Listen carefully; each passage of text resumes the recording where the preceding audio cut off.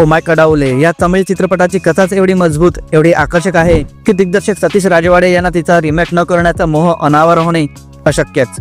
तेलुगू आणि कन्नड मध्येही असा प्रयत्न झालाय, तर मग मराठीत का नको?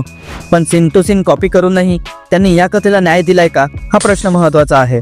खरं तर अशा चित्रपटात अभिनय खूप महत्वाचा, कारण जर मूळ चित्रपट पाहिला असेल तर कथा माहीत असल्यामुळे चित्रपटाशी कनेक्ट होण्याचं माध्यम एकच उरतं, ते म्हणजे कलाकारांचा अभिनय। ललित प्रभाकर, ऋचा वैद्य यांनी प्रयत्न छान केलाय, पण ते अशोक सेल्वन आणि ऋतिका सिंग यांच्या तुलनेत कमी पडतात। कारण अशोक आणि ऋतिका यांचा मुद्राभिनय ऋचा आणि ललितवर भारी पडलाय। ऋचाचा अभिनय काही ठिकाणी फ्लॅट झालाय, ती फक्त संवाद बोलते असं वाटतं, चेहऱ्यावरचे हावभाव हरवलेले वाटतात। आता ओ माय कडावले हा चित्रपट ज्यांनी पाहिलाय ते प्रेमाची गोष्ट भाग 2 या चित्रपटाची तुलना त्याच्याशी करणारच।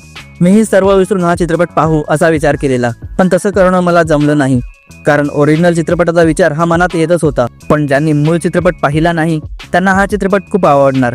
याचं कारण म्हणजे त्याची कथा आणि तिचा अप्रतिम संदेश। ज्या प्रकारे दिग्दर्शक अश्वथ मारीमुथू यांनी हा संदेश लोकांपर्यंत पोहोचवलाय, तसं करणं सतीश राजवाडे यांना जमले नाही। सिंग टू सिंग कॉपी आणि संवादही जसे जसे असूनही हा चित्रपट मनाला का भिडला नाही कोणास ठाऊ।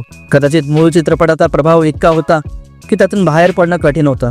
पण याचा अर्थ हा चित्रपट वाईट आहे असं नाही, तो चांगला आहे। जर मूळ चित्रपट पाहिला नसेल तर हा चित्रपट नक्कीच बघण्यासारखा आहे। तो तुम्हाला हसवेल, विचार करायला भाग पाडेल। काही ठिकाणी त्यातील पात्रांचे प्रॉब्लेम्स तुम्हाला तुमचे प्रॉब्लेम वाटतील, एक वेगळा विषय वेगळ्या पद्धतीने पाहायला मिळेल। आणि हो, चित्रपटाचं नाव हे चुकीचं ठेवलं आहे, ते एका लग्नाची दुसरी गोष्ट असं असतं तर जास्त योग्य वाटलं असतं।